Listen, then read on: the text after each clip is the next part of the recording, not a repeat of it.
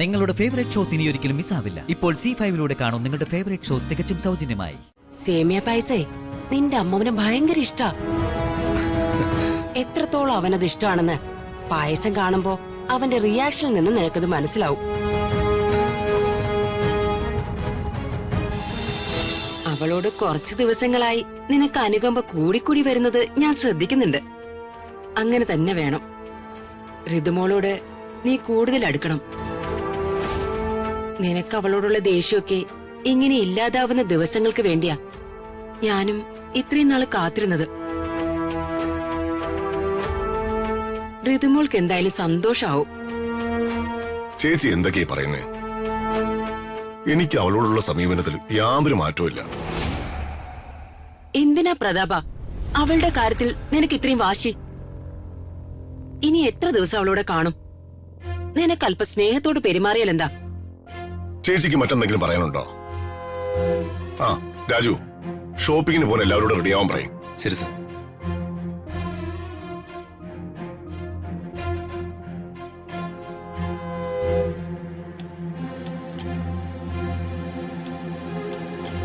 രാജു, എന്താ ചേച്ചി? ഇവിടെ നടക്കാൻ പോകുന്നത് ബർത്ത്ഡേ ഫംഗ്ഷനാന്നാ കരുതിയിരിക്കുന്ന ഋതു. ഇനിയും അവളോട് സത്യം മറച്ചു വെക്കണോ രാജു?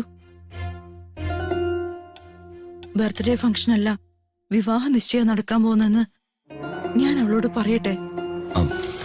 വേണ്ട ചേച്ചി. ചേച്ചി ഇപ്പൊ അതൊക്കെ ഋതിക മാഡത്തിനോട് തുറന്നു പറഞ്ഞ ഋതിക മാഡം വലിയ വിഷമത്തിലാവും. സപ്ലിമെന്ററി എക്സാമിന് വേണ്ടിയുള്ള ഋതിക മാഡത്തിന്റെ ശ്രദ്ധയെ അത് ബാധിക്കും.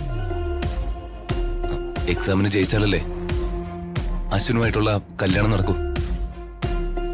ഋതുമോളുടെ അവസ്ഥ ഓർത്തിട്ടുള്ള വിഷമം കൊണ്ടാ ഞാൻ ഇങ്ങനെ ചോദിച്ചത് രാജു.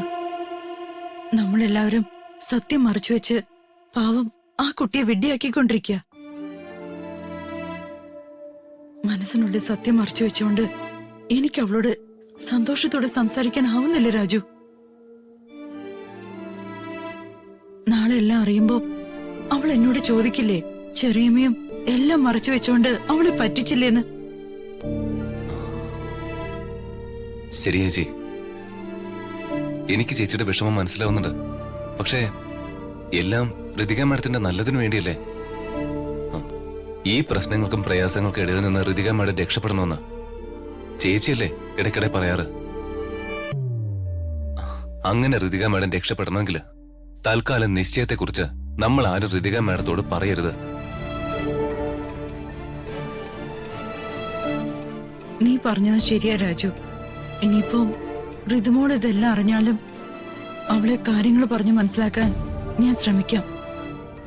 പാവം ഇവിടുന്ന് എവിടേക്കെങ്കിലും പോയി രക്ഷപ്പെടട്ടെ. ശരി രാജു. ശരി ചേച്ചി.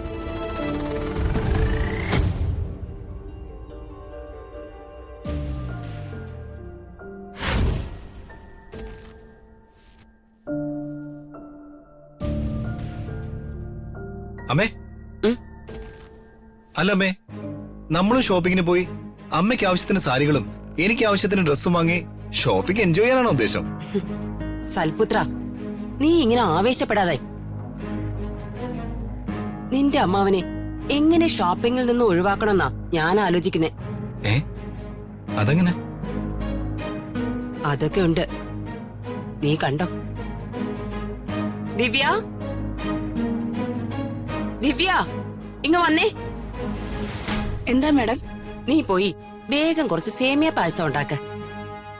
ശരി മാഡം. അല്ല, ഇപ്പൊ പായസം എന്തിനാ അമ്മേ?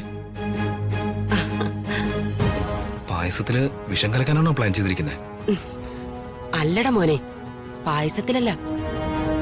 നിന്റെ അമ്മാവന്റെ മനസ്സിലാ ഞാൻ വിഷം കലക്കാൻ പോകുന്നേ. സേമിയ പായസേ നിന്റെ അമ്മാവന് ഭയങ്കര ഇഷ്ടാ.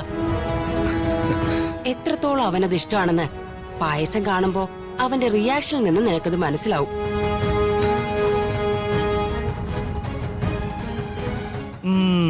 അങ്ങനെ മനസ്സിലായോ നിനക്ക്?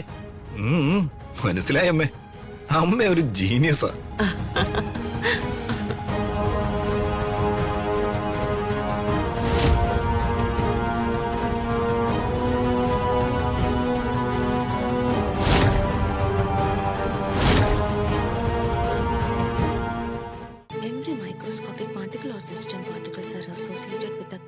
മാഡം ആ ആരാ? ഞാനാ രാജു. താനോ? കയറി വാ രാജു. ആ മാഡം വേഗം റെഡി ആയിട്ട് വാ. എവിടേക്കാ? ട്യൂഷനാണോ? അല്ല, ഷോപ്പിങ്ങിനാ. ഷോപ്പിങ്ങിനോ? എന്ത് ഷോപ്പിംഗ്? ആ, അല്ല, മാഡത്തിന്റെ ബർത്ത്ഡേ ദിവസം ഫംഗ്ഷൻ ഉണ്ടല്ലോ. എന്റെ ബർത്ത്ഡേ ദിവസം വേറെ എന്തെങ്കിലും ഫംഗ്ഷൻ ഉണ്ടോ? ആ, അതല്ല മാഡം, ബർത്ത്ഡേ ഫംഗ്ഷനെ കുറിച്ച് തന്നെയാ ഞാൻ പറഞ്ഞത്. ഓ അത് ശരി. അപ്പൊ എന്റെ ബർത്ത്ഡേക്ക് രാജു എന്നെ ഷോപ്പിങ്ങിന് ക്ഷണിക്കാണോ? അയ്യോ, മാഡത്തിനെ ഷോപ്പിങ്ങിന് കൊണ്ടുപോകാൻ മാത്രമുള്ള ബാങ്ക് ബാലൻസ് ഒന്നും ഈ പാവൻ രാജുവിനില്ല. വർമ്മ സാറാ മാഡത്തിനെ വിളിച്ചോണ്ടുവരാൻ പറഞ്ഞത്. നല്ല തമാശ. അയ്യോ, തമാശയൊന്നും അല്ല മാഡം. മാഡം റെഡിയായി വന്നില്ലെങ്കിൽ പിന്നെ വർമ്മ സാറിന്റെ കയ്യിൽ നിന്ന് വഴക്ക് കേൾക്കുന്നത് ഞാനായിരിക്കും. സത്യമാണോ രാജു പറയുന്നൊക്കെ? അച്ഛൻ എന്നെ ഷോപ്പിങ്ങിന് കൊണ്ടുപോവാന്ന് പറഞ്ഞോ? പറഞ്ഞു മാഡം. അതല്ലേ ഞാൻ മാഡത്തിനോട് റെഡിയാവാൻ പറഞ്ഞോണ്ടിരുന്നേ. ഇനി ഒരു തവണ കൂടി പറയണോ? എന്റെ ദൈവമേ, എനിക്കിത് വിശ്വസിക്കാനാവുന്നില്ല. ഞാനിത് സ്വപ്നം കാണുവാണോ? അല്ല, സ്വപ്നമല്ല, സത്യമാണ്. രാജു, സത്യമാണോ? നേരത്തെ എന്നെ പറ്റിക്കരുത്. മാഡം വേഗം ഒന്ന് റെഡി ആയിട്ട് വാ. നമുക്ക് സംസാരിച്ച് നിൽക്കാൻ സമയമില്ല. എന്നാലും ഇതെങ്ങനെ?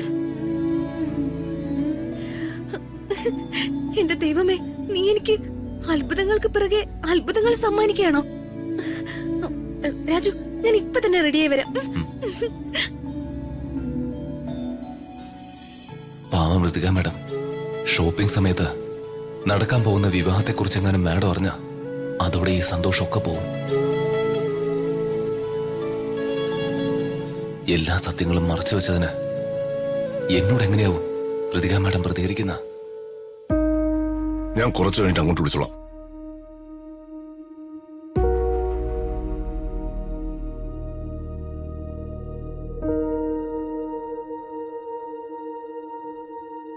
സർ,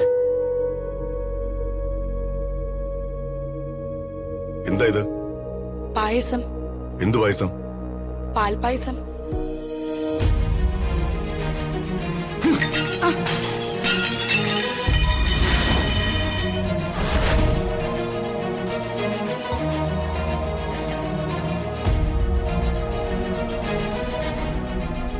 നിന്നോട് ഞാൻ പറഞ്ഞോ എനിക്കിപ്പോ പാൽപായസം വേണമെന്ന്? എനിക്കിത് കാണുന്നത് തന്നെ വെറുപ്പാണ്. അയ്യോ, ഒരു വീട്ടിൽ ജോലിക്ക് വന്നു കഴിഞ്ഞാ അവിടെ ഉള്ളവരുടെ ഇഷ്ടാനിഷ്ടങ്ങൾ ആരോടെങ്കിലും ചോദിച്ച് മനസ്സിലാക്കണം. മാഡം, മിണ്ടിപ്പോകരുത്. കേറി പോടിയകത്ത്. ഡൗൺലോഡ് ചെയ്യൂ C5 ആപ്പ്. കാണൂ എല്ലാ എപ്പിസോഡുകളും സൗജന്യമായി.